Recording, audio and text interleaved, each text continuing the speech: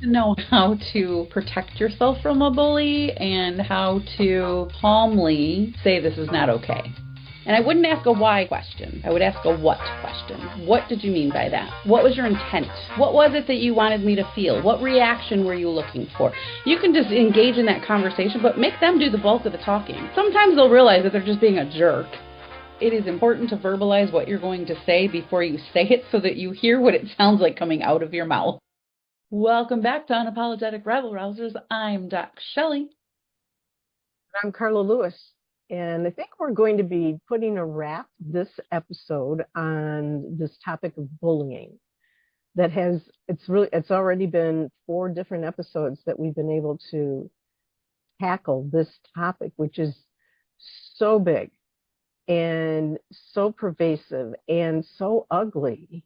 And one of the things that Shellie and I spoke about last time was saying, okay, we've done a pretty good job of putting up some definitions around what it looks like, how it plays out both in the business world and in society.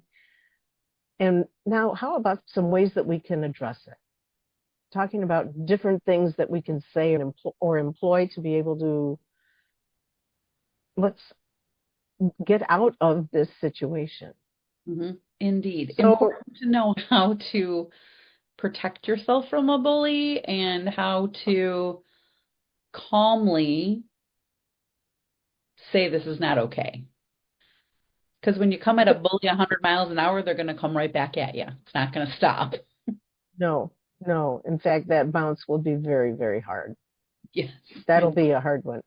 And so being able to then identify, so what are some of these tricks we could employ? What are some of the thoughts that we could be carrying? And I'm thinking now, as I'm saying that, if I am a victim of bullying, I know the person, I know when it's going to happen, I know how it's going to happen, and I'd really like to have some ideas about what I could say or what I should be thinking, not just that I'm cringing because I just know it's coming. So you're kind of anticipating the bully coming your way. Yes. Yeah. So I think that is a great opportunity to share the intent of why are you even engaging in that conversation? If you already know that you're probably going to get bullied, first of all, I would examine, is there something I can do to avoid that bully? Just flat out avoid at all costs. Sometimes we can, sometimes we can't. But that'd be the first thing I would look at is, do I really need to engage with this person? And let's say for whatever reason, probably more likely work than personal life, but let's say it's work.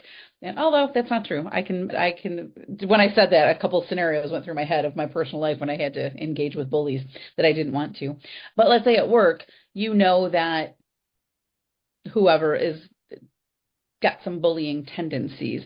I think that's a great opportunity to go in for the conversation and say, this is the intent of the conversation today. We need to keep it professional and let's keep it constructive. And then say what needs to be said, have conversation, and then be done. And hopefully that person will be like, oh, we're going to do this differently today. That my approach has just met with some resistance, where perhaps before that, I mean, haven't we talked about it before? The bully on the playground just keeps on going until somebody stands up to them. Exactly. And I think that it's that same mentality that said, oh, really? Mm-hmm. Oh, so you're going to get sassy about it, huh? No. We need to keep this professional. I'd like us to just be able to focus on the topic at hand. Yeah. And depending on the relationship that you have with that person, there could be a future crucial conversation that you have that talks about the impact their bullying has on you, on the team, on the people around them. I wouldn't do it if I'm going in because I need them for something or I need to engage with them. But that's a separate conversation. But an absolute opportunity to have that conversation is to help them see the impact that they're having. Some of them will not care. Some of them will say, like someone did at a previous company of mine, who would say, I hear what you're saying. I like to create chaos and I'm not going to change. Good to know. When you think about your personal life in that same situation where you have to go to some family event or you're going out with friends and that friend has a partner who is a bully, it's almost like you're putting on your coat of armor to go, Mhm. all right, I know what I'm going to have to deal with. And I think if there's a pattern of bullying, I think that then you can practice some ways of combating it. You know what that person's going to say. You know they're either going to be sarcastic about something that's inappropriate. They're going to throw out some microaggressions, whatever it is they do. You can practice things like, that's inappropriate. We're not going to have that conversation today. Just being able to, with that repetition, you can see yourself looking in the mirror on your drive to work or whatever it is, and you just practice those different intonations of a message that says no, Yeah. no, let's change this up.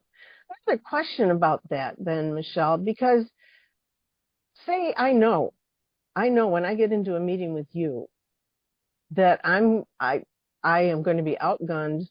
I just know something awful is going to come out of your mouth at me.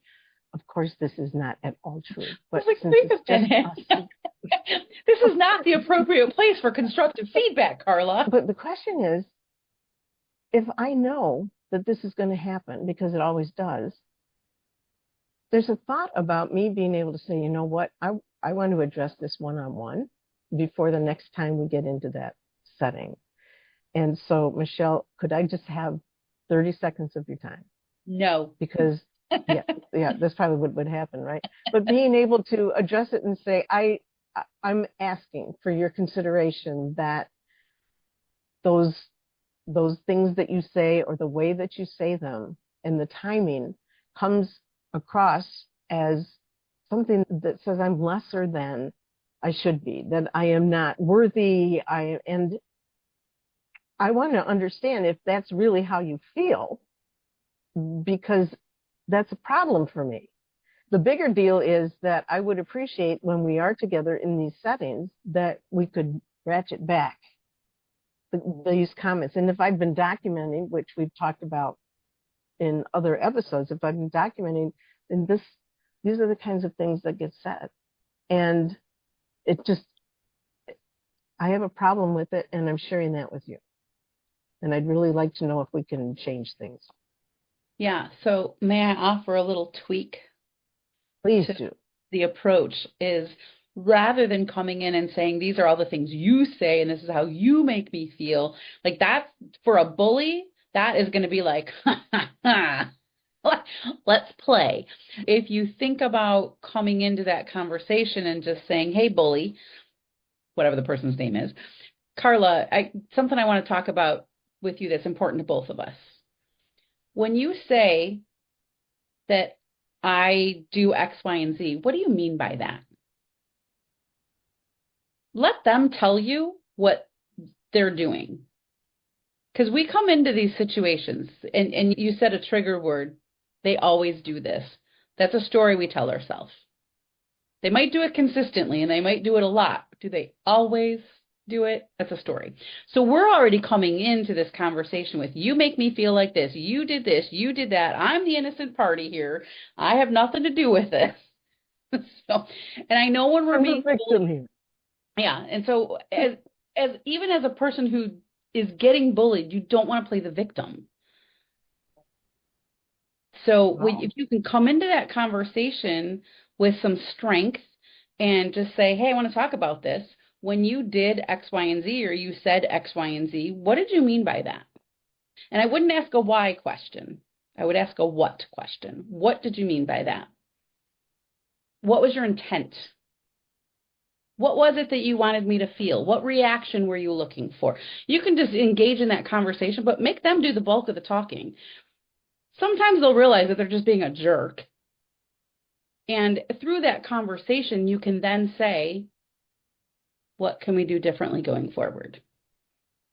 You got to the same outcome, but a little bit differently. And I think starting a conversation with, when you said this, it made me feel this way. When you said this, like, it's putting too much on the victim piece versus what are you doing? think that's so And key. understand the impact that you have.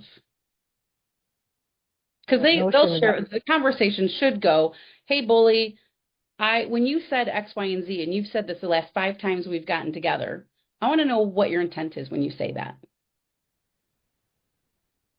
They'll say whatever, and you can say, I appreciate you sharing that perspective. This is how it felt to me.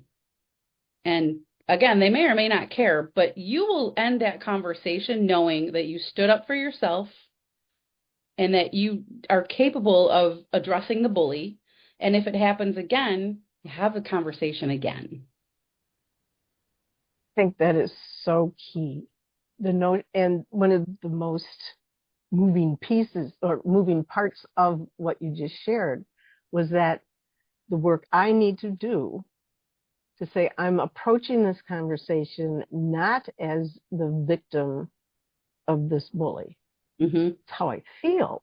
But that's not how I want to engage in this conversation. I want to engage in this conversation as someone who is respectful and deserves respect. The whole notion of mutual respect underscores all of this.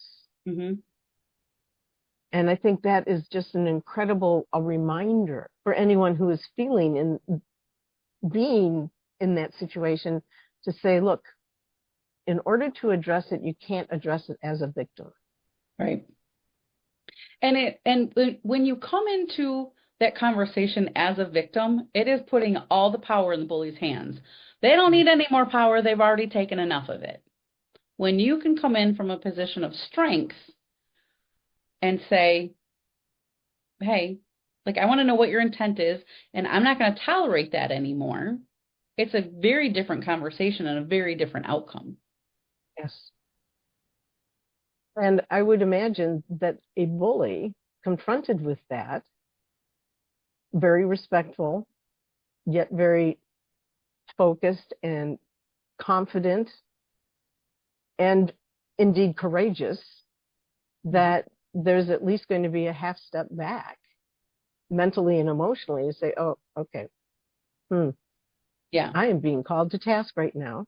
I am not being, it's not, she's not, or he's not doing it in a negative way, but yeah, I'm being called out right now. Mm-hmm. It's so good. It is so good. And it feels good no matter what the outcome is from the conversation, assuming it doesn't turn crazy physical or anything like that, but the outcome from that conversation, whether it's good or bad, positive or negative, you know that you went in there with the right intent, and it feels pretty darn good to know like how you handled yourself and to say, well, I'm not going to tolerate that anymore. So let's talk a little bit about, okay, I want to do this.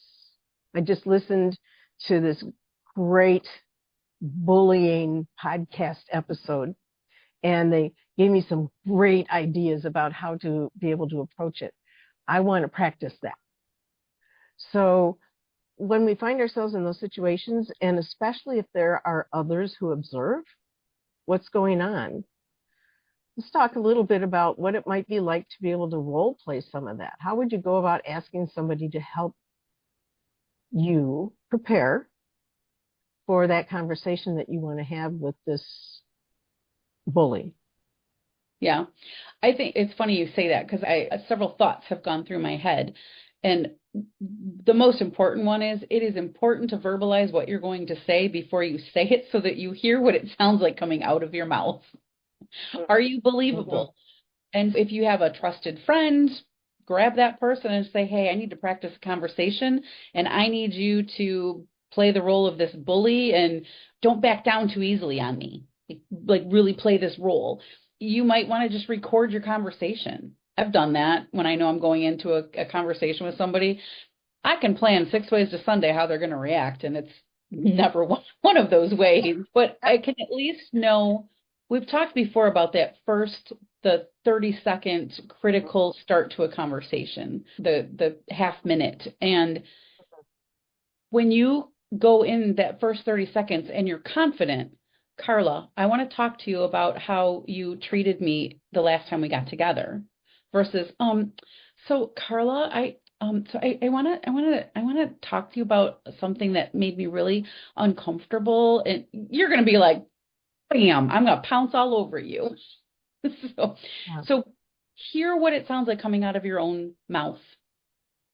Because what you think in your head might sound great, and then it comes out and you're like, oh, no, that's not what I want to say.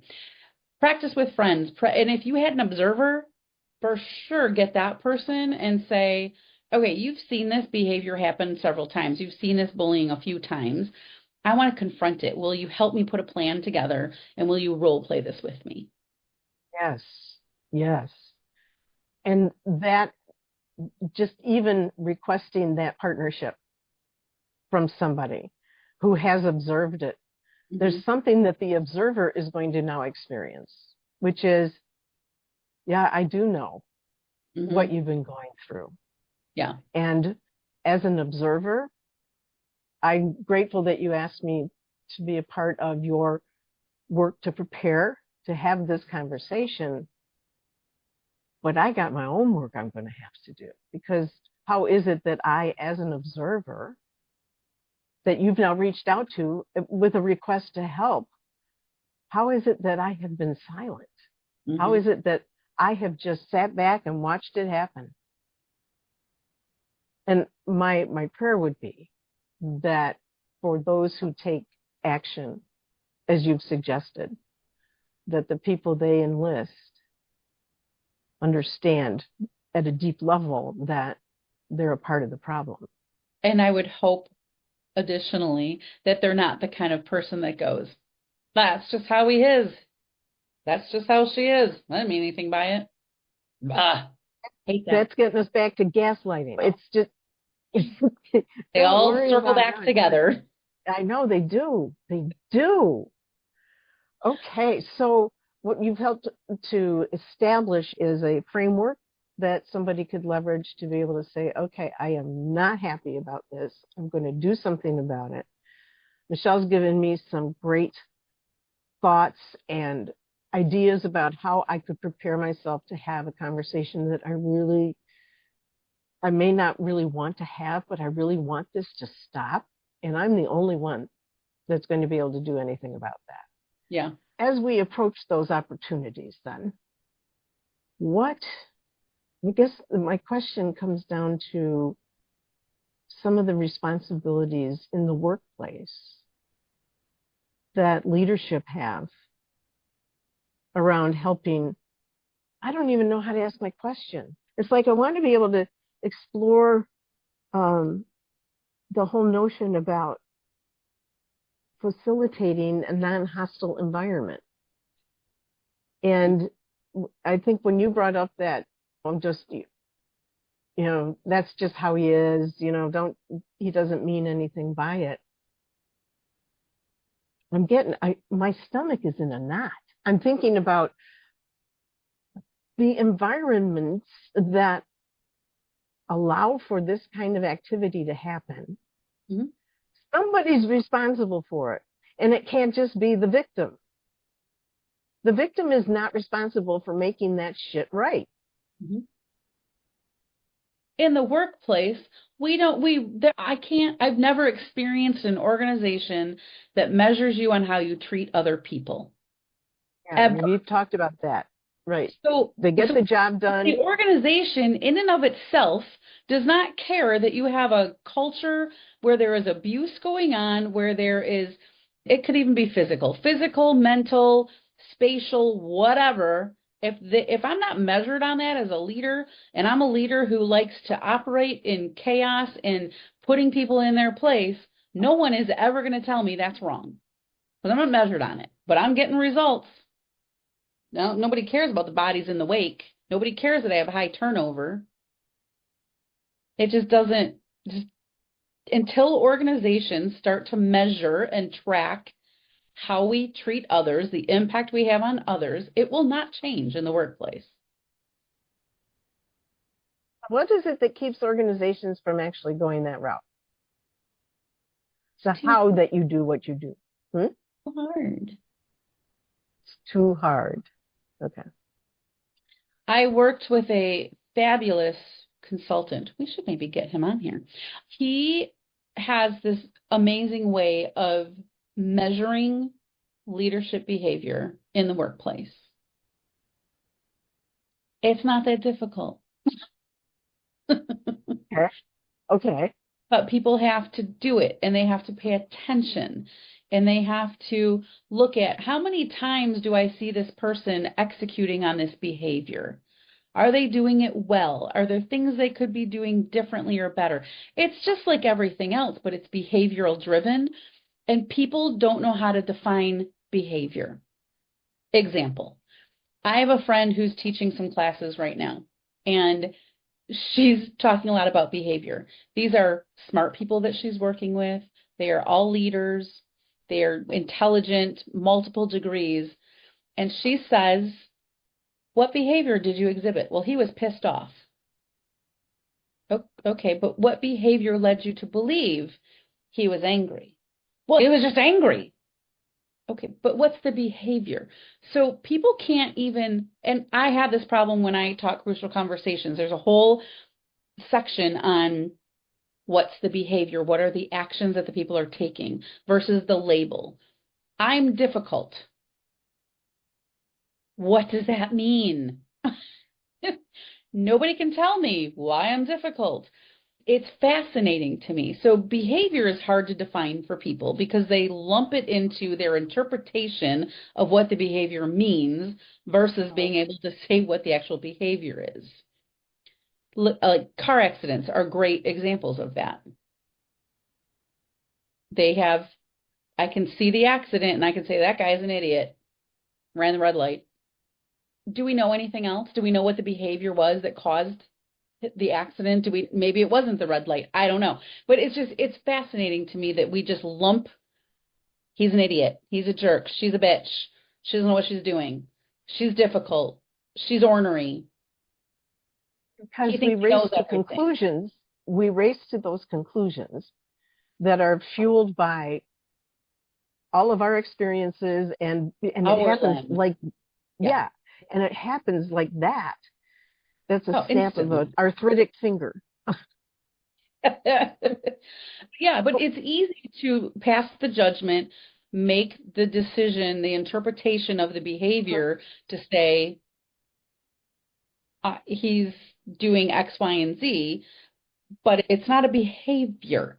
And so until we can really get in and define what leadership behaviors are, integrity, you have to have integrity as a leader. You have to be honest as a leader. You have to care about your people. Cool. What does that actually look like? What does that mean? How are we defining that? And every company is going to do it differently. They don't take time to drill down to the actual behavior. I remember there was some behavior that was listed at a previous company that said, we tilt at windmills. We see around corners.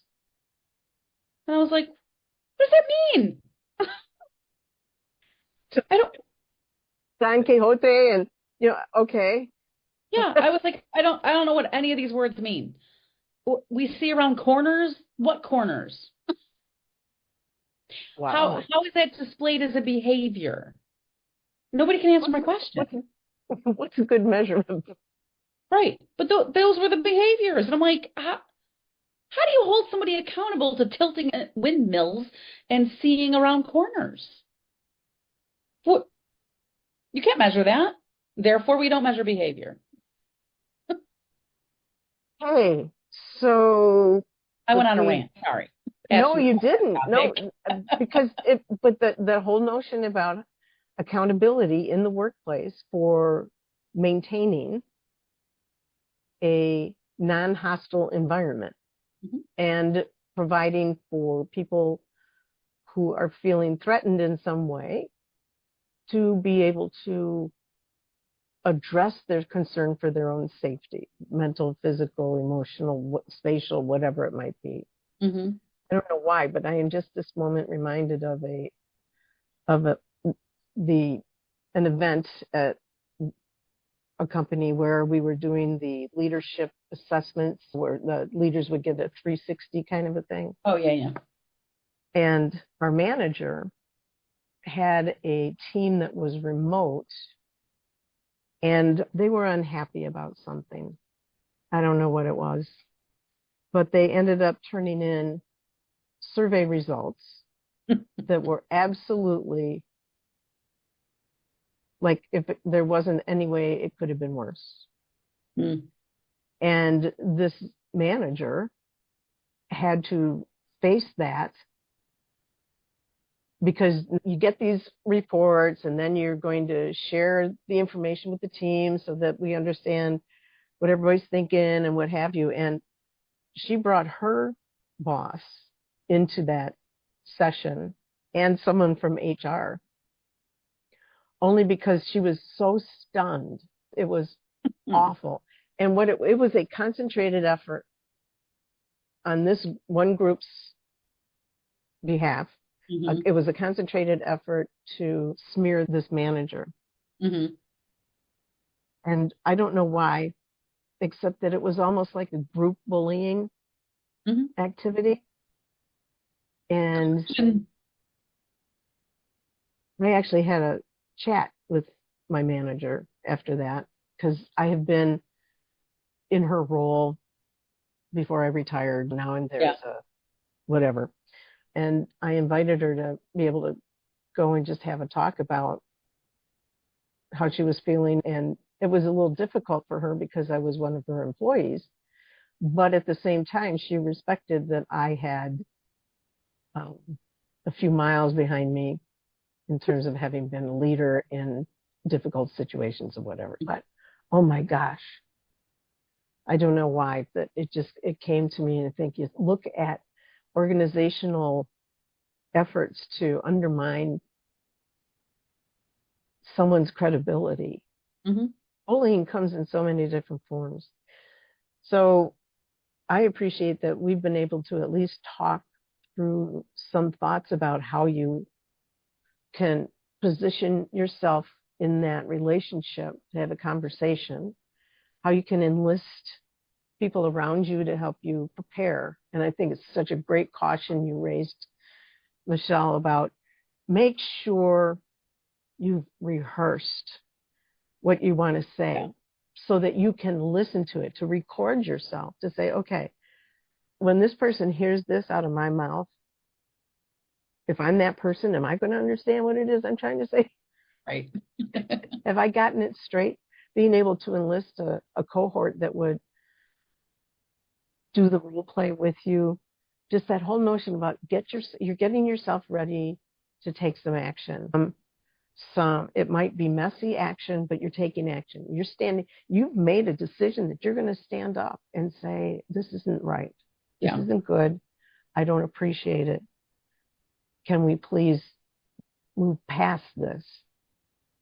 I would hope that there's even just one person in listening to this episode is going to be able to say, okay, I know I can now. Mm-hmm. I know I can.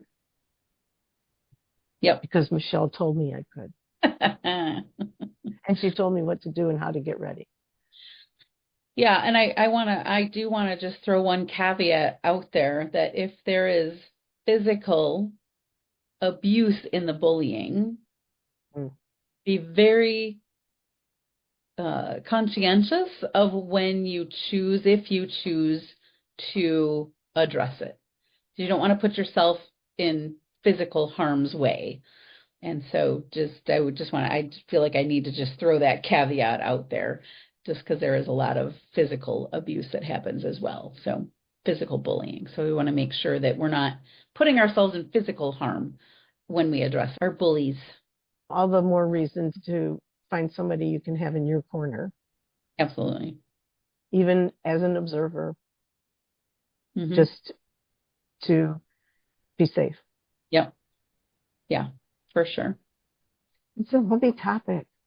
It is. And it's so interesting how pervasive it is in social settings and business settings.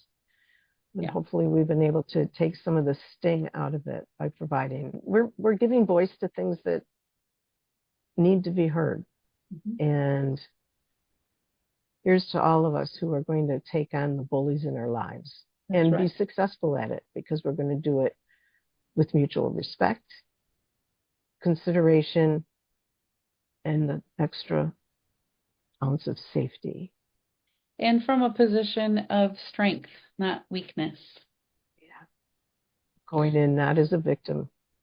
Yep. Yep. Well, I think hey, that's a good wrap on our now bullies. 5 bullying episodes. Yeah, Okay. but hopefully each of them has been of value. I'm Carla Lewis. I'm Doc Shellie. If you like what you hear, share it with your friends. Give us a like, a comment, downloads, all that good stuff. We'll see you next time.